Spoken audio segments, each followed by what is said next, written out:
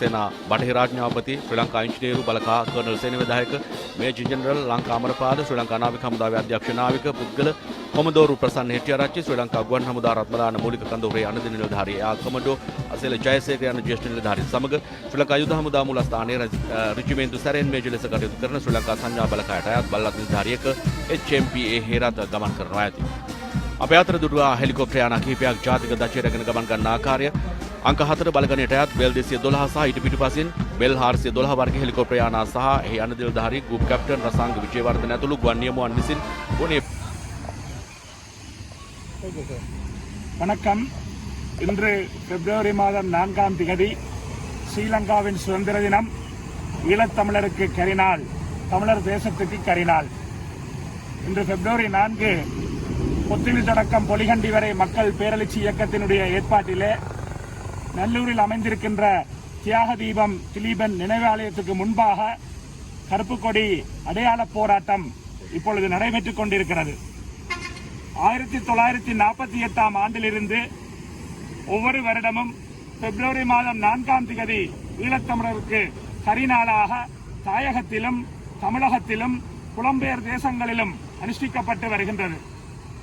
இந்த பிப்ரவரி 4 ஸ்ரீலங்கா தேசத்தினுடைய சுதந்திர தினம், ஈழத்தமிழருக்கு கரிநாள் என்ற அந்த கருப்பொருளிலே 1957ஆம் ஆண்டு தமிழீழத்தினுடைய தலைநகர் திருகோணமலையிலே திருமலை தியாகி நடராசன் அவர்கள் பிப்ரவரி 4ஆம் தேதி 1957ஆம் ஆண்டு கருப்பு கொடி ஏற்றப்படும் பொழுது ஸ்ரீலங்கா சிங்கள படையினரால் சுட்டு படுகொலை செய்யப்பட்டார்.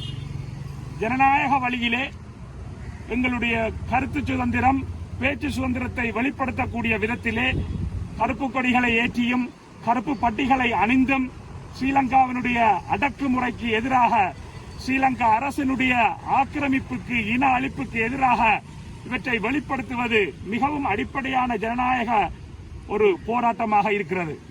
அந்த ஜனநாயக போராட்டத்தை ஸ்ரீலங்கா அரசு தன்னுடைய வெண்கரங்களை கொண்டு ஸ்ரீலங்கா பாதுகாப்பு படைகளையும் ராணுவ புலனாய்வாளர்களையும் ஸ்ரீலங்கா போலீசாரையும் கொண்டு பலவித தடைகளை ஏற்படுத்தி இந்த போராட்டங்களிலே ஈடுபடுபவர்களை கைது செய்வதும் சுட்டு கொலை செய்வதும் காணாமல் ஆக்கச் செய்வதுமாக இந்த ஜனநாயக வழி போராட்டங்களுக்கு எதிராக வன்முறையை, பயங்கரவாதத்தை ஸ்ரீலங்கா அரசு கையில் எடுத்ததன் காரணத்தினால்தான் தமிழர்களாகிய நாங்கள் ஆயுதமேந்துவதற்கு தள்ளப்பட்டோம். நாங்கள் ஆயுதத்தையோ யுத்தத்தையோ விரும்புபவர்கள் அல்ல. ஆனால் எங்களை காத்துக் கொள்வதற்கு வேறு வழியில்லாமல் எங்களுடைய இளைஞர்கள் ஆயுதமேந்தி தனிநாட்டுக்காக போராடினார்கள். 2009 யுத்தம் மௌனிக்கப்பட்டதன் பிற்பாடு இன்று வரை கட்டமைக்கப்பட்ட இன அழிப்பு, இனப்படுகொலை எங்களுடைய தாயகத்திலே நடந்து கொண்டிருக்கிறது.